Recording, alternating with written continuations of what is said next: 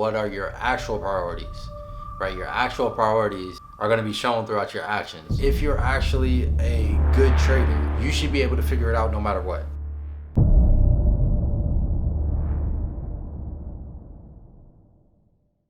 What's up, guys? Welcome to today's video.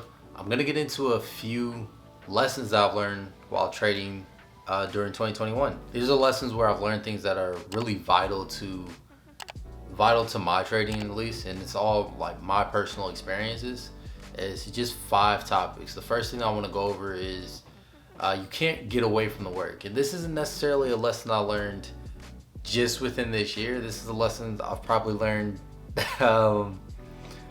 I guess I was taught it repeatedly throughout the years of me trading. Again, only been trading for 2 years, and at least initially when I first got it, especially the first year trading, I would always try to find some shortcuts. Someone, a mentor or someone that was successful in trading would say, hey, this is what you have to do to be successful. And instead of immediately doing what they told me to do, I'd always say, oh, there's a simpler way to do that. Let me do that, right? And I never really stopped to think, hey, maybe they've tried this before. Why not ask them, hey, what if I tried this instead of that? Have you ever done that before? Do you think that would work? And even just doing that, that could be like a precursor to prevent myself from going down that journey alone, going down that pathway alone, and figuring out, hey, it doesn't work. And you just wasted all this time doing what this person told you not to do or didn't tell you to do. And if you would have just done what they said, you would be a lot further along than where you are right now. So the reason that I talked about it like for this year, for 2021, is because this is probably, even though the first year, like understanding the basics is definitely a lot of work, but this is probably like the first year where I'm actually consistently putting in legitimate work that I can actually see progress within my trading. That's just a few examples, like consistently journaling, mapping out the day, planning the day, and then reviewing the day and seeing the things that I can do better, and then reviewing the months, weeks, those type of things, like actually reviewing my actual performance and then figuring out ways to improve it. And in a way that's really satisfying to me, but like consistently doing that can be a lot of work and it can be draining. And if you don't really have a schedule, it can lead to burnout, which brings me to my second topic, which I struggled with multiple times this year. The first time I struggled with burnout was really when I started doing YouTube. I've always wanted to do YouTube, and I've always wanted to do YouTube, but I never really had anything to talk about. And now that I'm really passionate about trading, I really enjoy what I'm doing. I really enjoy the process, and I'm looking forward to accomplishing my goals and progressing with it. Now I don't have an excuse as to not having a topic to talk about on here. Once I realized that and I made the commitment to say, hey, I'm gonna record on YouTube, I don't care what it is, I just dived straight into it. I just said, let me just record whatever and I'll figure it out along the way. Whatever happens, happens. Whatever I like, I'll stick with. Whatever I don't like, I'll just kick out, right? It's really just been a big experiment. I think I have like close to 200 videos now, and I wouldn't say I've necessarily figured out my rhythm with it yet, but I really am enjoying the process with it and just trying out every idea that comes to mind and being willing to do that. It's a type of creative freedom that I really enjoy. But that was a big sidetrack. Anyway, burnout. The first time that happened was when I dived into YouTube. I made a set schedule, but I didn't really work the other things that I was consistently doing at the time into that. Just trying to plug so many things together without being intentional about the schedule that I had was really detrimental to the energy that I could put out to actually doing my usual trading routines, like backtesting. Right before I started doing YouTube, I would literally backtest every single day, and I would backtest every day for at least an hour, hour and a half, if not 2 hours. And then when I started doing that, even though it was just at the beginning of the day, it conserved energy for me, and like just figuring out, hey, this is what I can handle, this is what I can't handle. If I'm going to do this, what do I have to change within my schedule? What do I have to get rid of? What do I have to add? What type of things can prepare me better for this, right? What times do I have to wake up? What times do I have to go to bed? And all that's like real basic stuff. But I definitely discovered that anytime you add something new or you want to start something new, you definitely have to be really intentional with how you're going to be spending your time. And I don't think I would have really figured that out if I wasn't regularly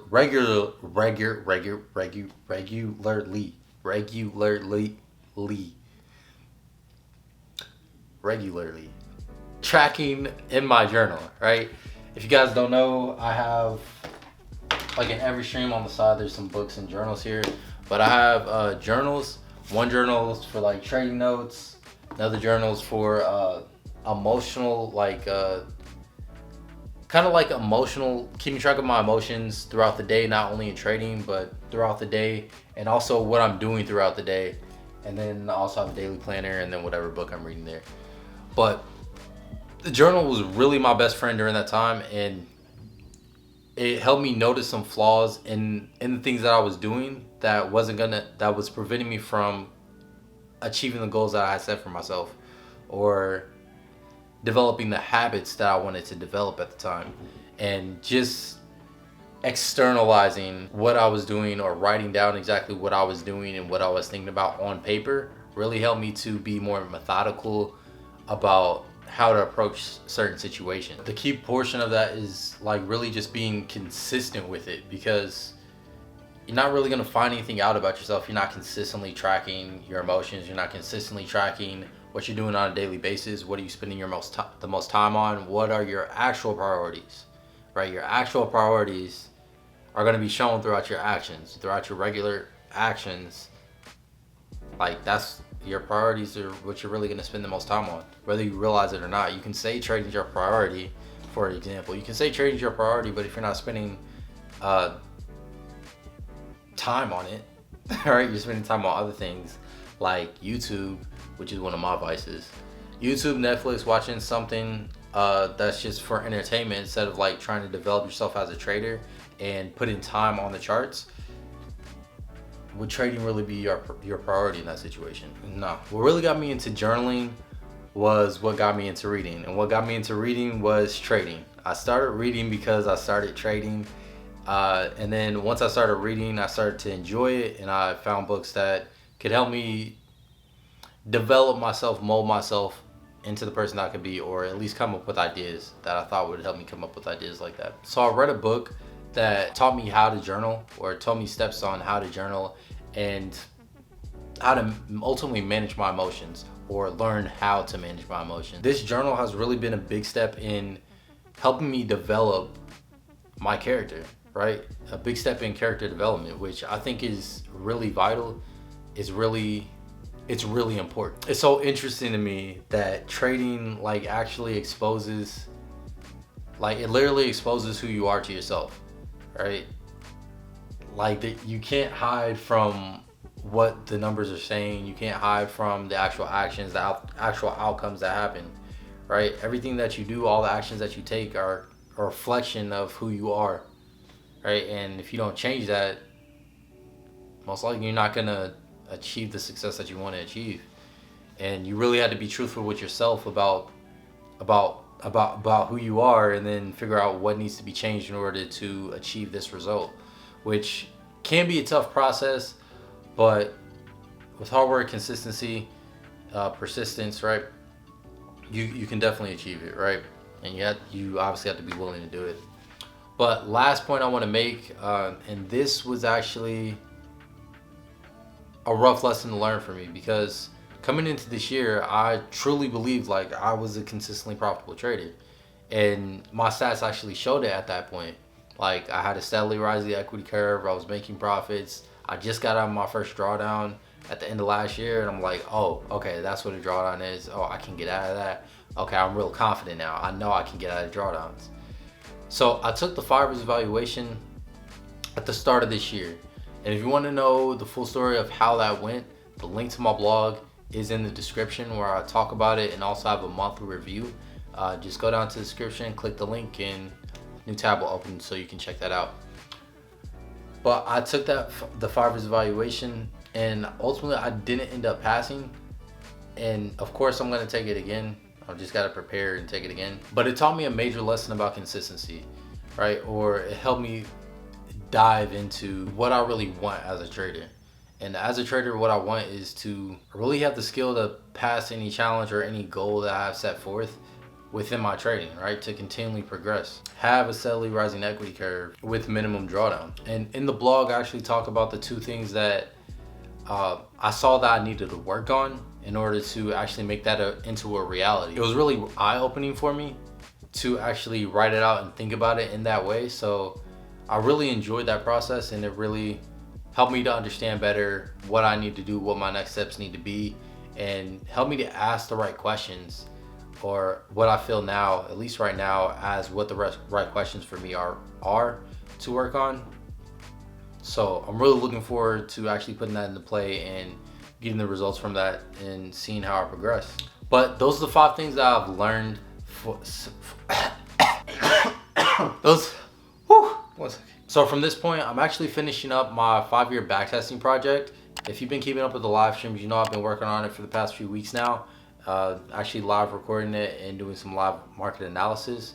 So if you want to check that out, 7 a.m. Eastern Standard Time, Monday through Friday. Also, of course, like, I'm just preparing to take the Farvers again. Like, that's the prop firm that I want to trade for right now. Like, that's the prop firm I want to trade for. And I'm gonna continue to work and see what things I need to accomplish or what things I need to change in order to make that actually happen. I know there are a lot of prop firms out there, but honestly, in my opinion, no matter what prop firm you go for, no matter how minuscule the parameters are, no matter how wide the parameters are, no matter how much freedom they give you, no matter what, right? If you're actually a good trader, you should be able to figure it out no matter what. If you're actually a good trader, I truly believe you should be able to figure out how to pass the evaluation, how to maintain the account, no matter what happens. Okay, and obviously there are going to be things that you need to learn throughout that process, but as long as you learn and as long as you change what you're doing in order to improve, like, honestly, you're a good trader, right? It doesn't matter the parameters. But hope you guys enjoyed the video. Please leave a like, and I'll catch you guys in the next one.